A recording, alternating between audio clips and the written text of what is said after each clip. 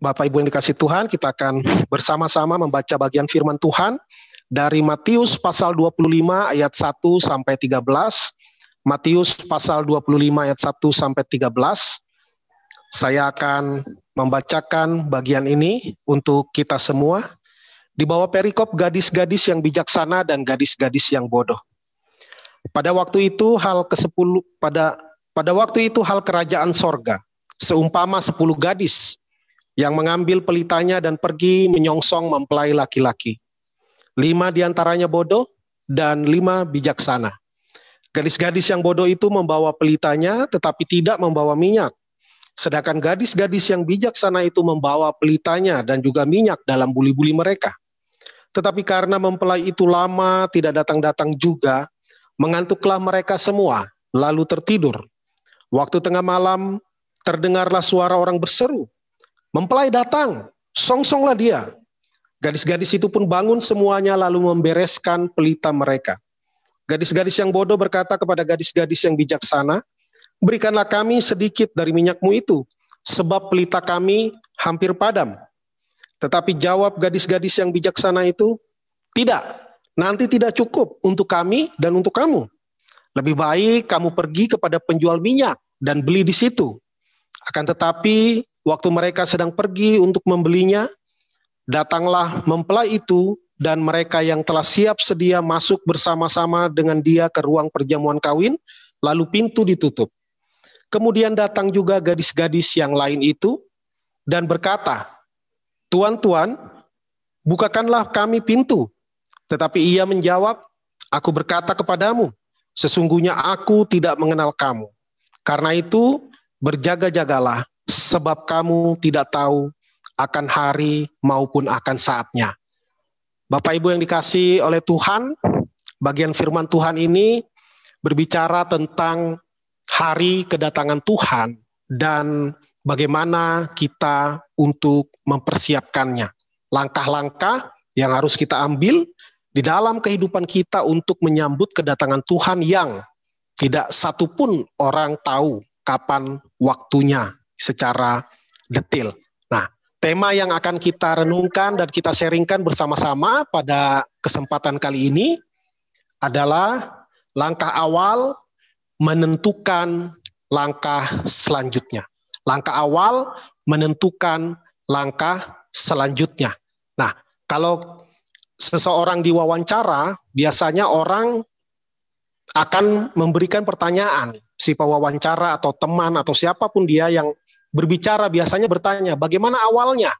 Ya, beberapa teman atau orang yang belum kenal saya lama kadang bertanya, "Bagaimana Pak Pendeta bisa kenal Ibu? Dari mana awalnya? Bagaimana awal perjumpaannya?" Nah, awal selalu menjadi hal yang penting. Kita selalu mengingat siapa yang menemukan telepon untuk pertama kali, siapa yang pertama berjalan di atas bulan. Ya, kita tahu bersama Neil Armstrong dengan satu quote-nya yang begitu dikenal sampai saat ini, dia mengatakan, "That's one small step for a man, one giant leap for mankind." Satu langkah kecil bagi manusia, bagi seorang manusia, tapi itu satu lompatan besar bagi umat manusia. Nah, yang awal ini selalu menjadi satu milestone atau titik tolak yang sangat diingat. Ya, makanya itu siapa yang memproklamasikan kemerdekaan Indonesia, siapa yang pertama ini, siapa yang pertama itu, selalu seperti itu. Bagaimana awalnya? Karena itu langkah awal adalah hal yang sangat penting. Ya, adalah hal yang sangat penting.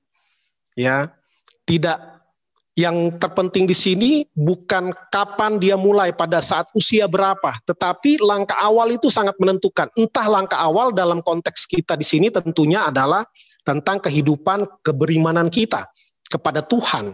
Maka bukan kapan kita percaya kepada Yesus pertama kali, ya, tetapi entah kita saat kita muda kah, entah ada orang yang kita injili lalu belum bertobat, sampai sekarang mungkin sudah 40-50 tahun tetapi dia belum bertobat, nah itu dia belum masuk langkah awal. Tapi kalau dia sudah masuk langkah awal, maka dia punya pegangan yang kuat di dalam Tuhan, maka selamatlah dia.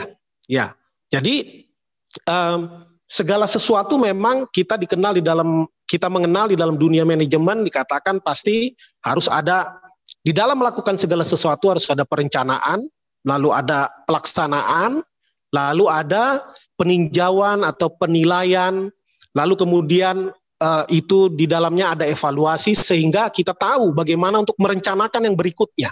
Nah, itu di dalam pekerjaan sehari-hari, di dalam ilmu manajemen. Tetapi di dalam prinsip teologi, di dalam kita mengikut Tuhan, yang penting adalah awal ketika kita percaya kepada Tuhan dengan sungguh-sungguh. Nah, firman Tuhan mengatakan, Dia yang memulai pekerjaan yang baik di antara kamu. Jadi, kalau kita percaya kepada Tuhan, itu dimulai oleh Tuhan, bukan dimulai oleh manusia. Memang secara kronologis, ada waktu di mana kita bertobat, ada waktu di mana kita menerima Yesus sebagai Tuhan dan Juru Selamat. Tetapi di balik semuanya itu, sesungguhnya Tuhanlah yang memulai sehingga membangkitkan rasa penyesalan di dalam diri kita, maka kita menyerahkan diri kepada Tuhan untuk bertobat. Dan bahkan sebagian orang dipanggil menjadi hamba Tuhan. Itu yang penting. Ya, entah itu ketika muda, ketika parubaya, atau ketika tua, atau bahkan sebelum meninggal. Ya, di dalam firman Tuhan ada orang yang sejak kecilnya sudah begitu baik, sampai besarnya, sampai tuanya, sampai pada matinya. Ada Timotius yang sejak kecil sudah dididik oleh ibunya, oleh neneknya, oleh Eunike dan Louis, sampai dia besar, sampai dia menjadi pelayan di bawah bimbingan Paulus. Lalu ada yang dari awalnya sudah bagus, lalu di tengah jalan dia dalam tanda kutip dia jatuh ke dalam dosa, tetapi kemudian dia kembali lagi, dan sampai akhir hidupnya dia tetap melayani Tuhan dengan luar biasa. Itu Raja Daud. Ya. Dan ada juga orang yang di ujung hidupnya baru dia mengawali perjalanan iman percayanya kepada Tuhan. Itulah penjahat yang di samping Yesus, ya, yang mengatakan, ingatlah akan aku ketika kau datang sebagai Raja. Dan Yesus mengatakan, pada hari ini juga engkau akan bersama-sama dengan aku di Firdaus. Ya, jadi tidak masalah kapan kita memulai, tetapi yang penting adalah titik awal itu harus benar-benar sungguh-sungguh punya keyakinan yang kuat. Ya, karena itu Rasul Yohanes di dalam suratnya di dalam 1 Yohanes 2 ayat 24 dikatakan, apa yang telah kamu dengar dari semula, tetaplah tinggal di dalam firman itu. Ya, akan ada antikristus yang akan mencoba menggoyahkan iman percaya, baik dengan ancaman atau dengan godaan, bujuk rayu, ya, tetapi tetaplah berpegang pada firman yang telah diberitakan sejak semula, ya. Dan kalau kita masuk dalam hal-hal yang praktis, ya tentu untuk memulai segala sesuatu dibutuhkan dengan yang namanya perencanaan. Ya, perencanaan di dalamnya ada step-step yang harus diambil, ya, secara progresif bertingkat supaya tidak terbalik atau tumpang tindih. Ya, ketika Tuhan menciptakan alam semesta ini, dia tidak ujuk-ujuk menciptakan manusia. Setelah menciptakan misalnya lalu bingung mau ditaruh mana, lalu apa yang mau dimakan. Ya, tetapi Tuhan menciptakan dengan begitu teratur, segala sesuatu diciptakan Tuhan dulu, lalu manusia diciptakan terakhir. Dan bahkan manusia dikatakan berkuasa untuk mengelola, untuk mengusahakan dunia ini. Ya, seperti itu. Seperti orang tua, ya, yang mau menunggu kelahiran anak, maka dia akan mempersiapkan segala sesuatu, mempersiapkan tempat tidur bayi, mempersiapkan pakaian bayi, segala macam disiapkan sebelum bayinya lahir. Dan itu bagian dari perencanaan. Dan itu dilakukan juga di dalam gereja, ya, termasuk di gereja ada rapat untuk perencanaan tahun depan seperti itu. Lalu ada namanya pelaksanaan. Nah, pelaksanaan melakukan apa yang direncanakan. Ya, makanya itu ada disebutkan kata-kata bijak, dikatakan rencanakanlah kerjaanmu dan kerjakanlah rencanamu. Ya, seperti itu. Nah, setelah dilakukan pelaksanaan, ya mungkin dan seringkali ada kendala-kendala yang terjadi, dan pada akhirnya ada sebagian rencana yang tidak berjalan sesuai dengan rencana yang dari awal. Ya, karena itu ada yang namanya peninjauan. Ya, saya bikin 3P ya, perencanaan, pelaksanaan, peninjauan. Peninjauan itu adalah evaluasi, dan kemudian bagaimana untuk langkah ke depannya, rencanakan lagi. Lalu nanti pelaksanaan lagi. Lalu kemudian peninjauan lagi. Jadi seperti itu circle-nya berjalan terus menerus. Tetapi memang kalau di dalam kehidupan kerohanian, yang penting ketika kita sudah percaya kepada Yesus sebagai Tuhan dan Juru Selamat, maka langkah di dalam kehidupan itu bisa ups and downs. Dari pembacaan firman Tuhan tadi, kita sudah melihat, kita sudah membaca bagaimana ada 10 gadis. Ya, dikatakan 10 gadis itu terbagi 2 kelompok. Yang 5 itu dikatakan bijaksana, yang 5 lagi dikatakan bodoh. Bodoh itu bukan berarti IQ-nya rendah, tetapi sikap yang mereka ambil di dalam menjalani tugas itu sikap yang bodoh. Ya, bukan soal IQ. Ya, kalau soal IQ berarti orang yang IQ-nya tidak tinggi berarti tidak layak di hadapan Tuhan. Tidak demikian. Ya, Tuhan tidak melihat IQ orang yang percaya, tetapi bagaimana dia mengambil tindakan, sikap, ya, yang tepat seturut dengan kehendak Tuhan. Di dalam pembacaan firman dikatakan bagaimana 5 orang, ya, sebagai pengiring mempelai wanita, mereka pergi begitu saja. Mereka membawa pelita. Mereka membawa pelita, tetapi tidak membawa minyak cadangan untuk pelita tersebut. Ya. Sedangkan yang 5 lagi, mereka membawa pelita yang tentu sudah berisi minyak, lalu mereka membawa lagi minyak cadangan. Ya. Dan ternyata teks memberitahukan bahwa mempelai laki-laki datang terlambat. Ya. Datang terlambat dan mereka menantikan, lalu mereka mengantuk, lalu tertidur. Ya, lalu tertidur, tentunya bukan tidur pulas ya, tidur apa namanya? Tidur siaga. Ya, tidur siaga. Makanya saat tengah malam dikatakan pengantin pria datang. Langsung songsonglah dia dikatakan. Maka mereka buru-buru dan firman Tuhan mengatakan bahwa yang kelima lagi hampir padam pelitanya. Dan mereka berkata kepada yang 5 gadis bijaksana, bagilah sedikit minyaknya. Ya. Lalu kita melihat jawabannya seolah-olah kejam ya, yang 5 lagi nggak setia kawan. Dikatakan tidak. Ya, sebenarnya itu bukan sadis. Ya, mereka bisa mengukur bahwa minyak ini kalau dibagi akhirnya tidak ada yang bisa berhasil sampai pada akhirnya nanti. Dikatakan nanti tidak cukup untuk kami dan untuk kamu. Ya, bahkan 5 gadis yang bijaksana ini memberikan solusi. Ya, bukan salah sendiri. Emangnya gue pikirin, rasain loh. Tidak demikian dikatakannya. Dikatakan kamu bisa membeli kepada tukang yang jualan minyak gitu. Jadi diberikan solusi juga kepada mereka.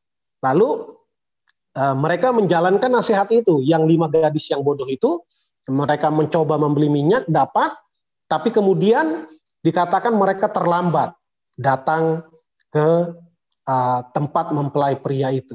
Jadi mereka terlambat dan mempelai pria juga menolak kedatangan mereka.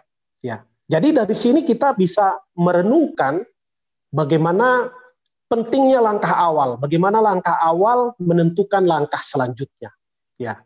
Di sini perbedaannya hanya sedikit sebenarnya. Kalau kita baca keseluruhan perumpamaan ini, bagaimana perbedaannya hanya mereka perlu membeli minyak tambahan ya untuk cadangan mereka.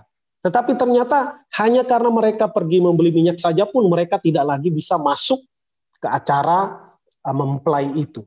Nah, jadi di situ kita belajar bagaimana ketika salah langkah di awalnya ya akan mempengaruhi langkah-langkah selanjutnya.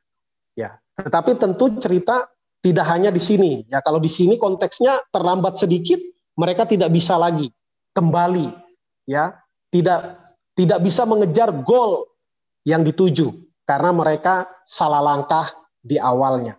Tetapi memang kalau kita baca keseluruhan Alkitab, seperti tadi sudah saya katakan, ya di dalam kehidupan ada ups and downs, ya. Ada saat-saat ketika baik, ada saat-saat ketika menurun, ketika lemah, ketika jatuh dalam dosa.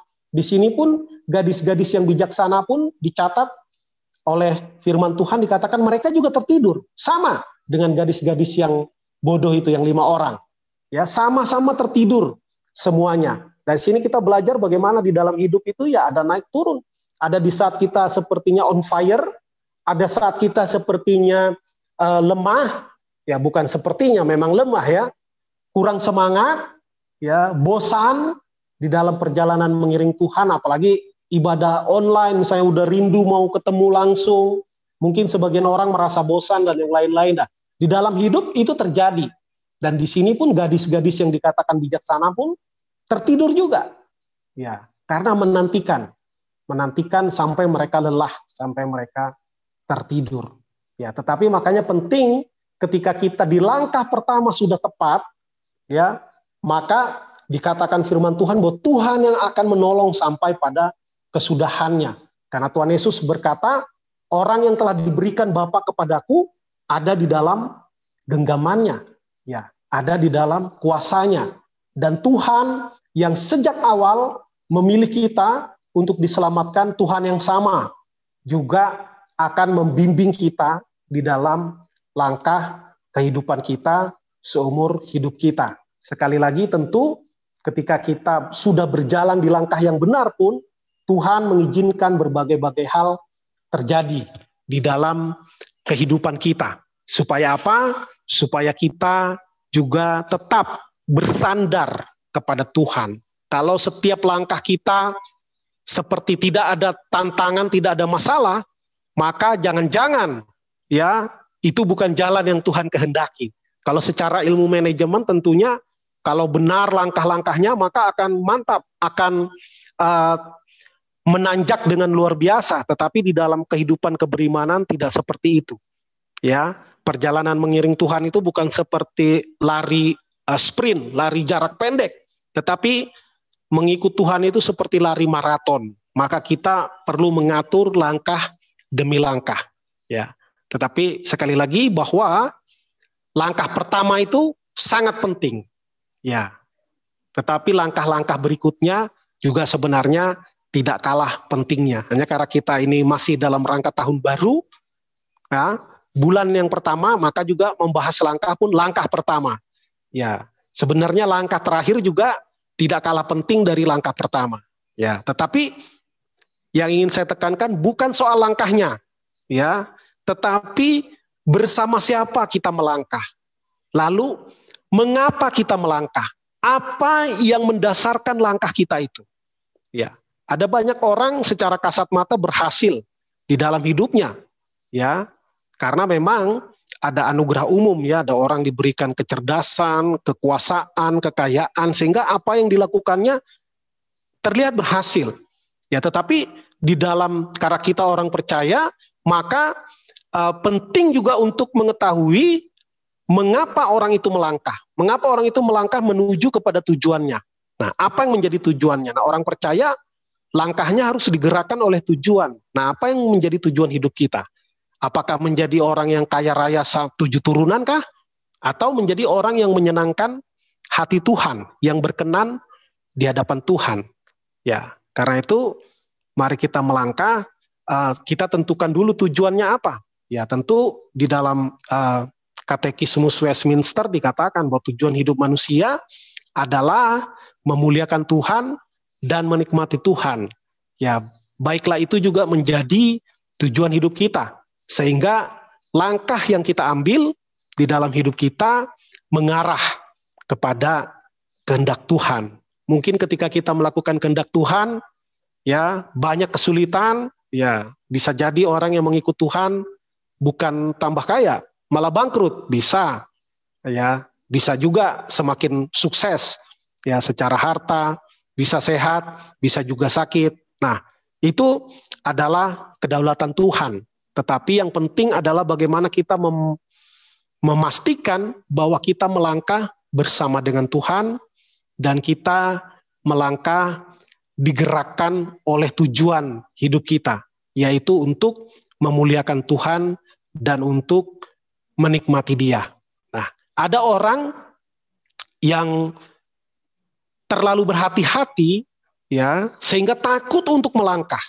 Ya, misalnya ada orang yang sifatnya itu pemikir, ya, orang-orang melankolik, orang pragmatik, mereka menganalisa segala sesuatu sehingga untuk melangkah itu takut untuk mengambil tindakan. Ya, nah di sisi yang lain, ya, ada orang yang terlalu pedenya sehingga dia melangkah nggak mikir.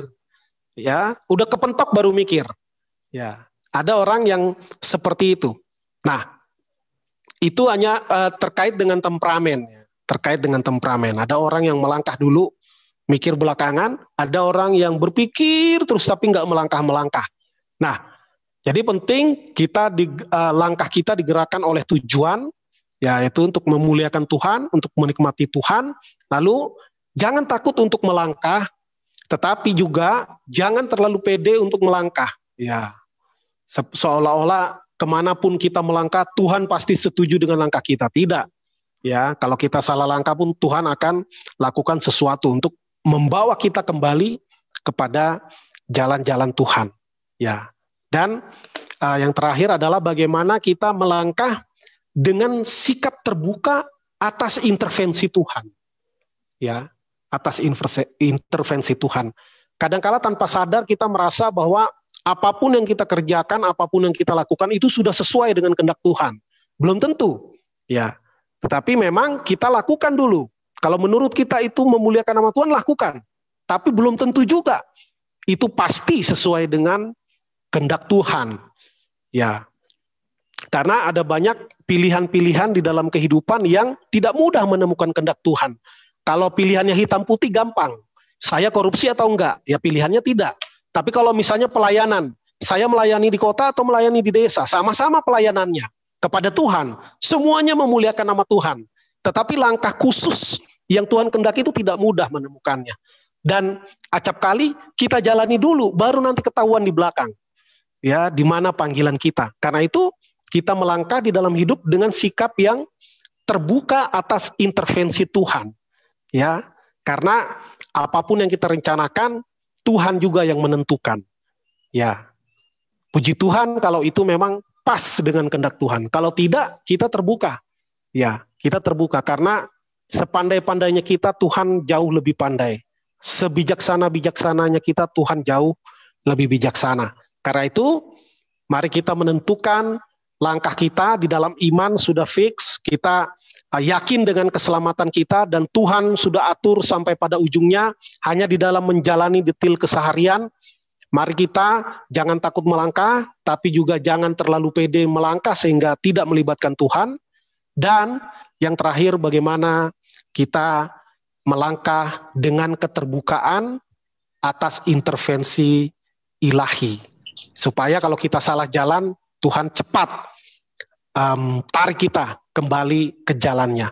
Ya, kadangkala ada rasa sakit, ada rasa kecewa, dan itu biasa. Itu dialami semua orang. Ya, mari Bapak Ibu, kita semua melangkah ya bersama dengan Tuhan memasuki tahun yang baru ini, tahun yang luar biasa. Ya, baru jalan 3 minggu, luar biasa. Sudah ada bencana kesehatan, lalu ada bencana alam, lalu ada kecelakaan yang luar biasa, ada pesawat jatuh, ada banjir. Begitu luar biasa memasuki tahun ini, biarlah dengan fenomena-fenomena yang terjadi, kita tetap melangkah dengan iman, dengan satu jaminan bahwa Tuhan yang telah memulai karya yang mulia, yang telah memulai pekerjaan baik di dalam diri kita, bukan hanya supaya kita diselamatkan, tetapi supaya kita berkarya bagi hormat dan kemuliaan nama Tuhan. Ya, sampai di sini renungan yang bisa saya bagikan.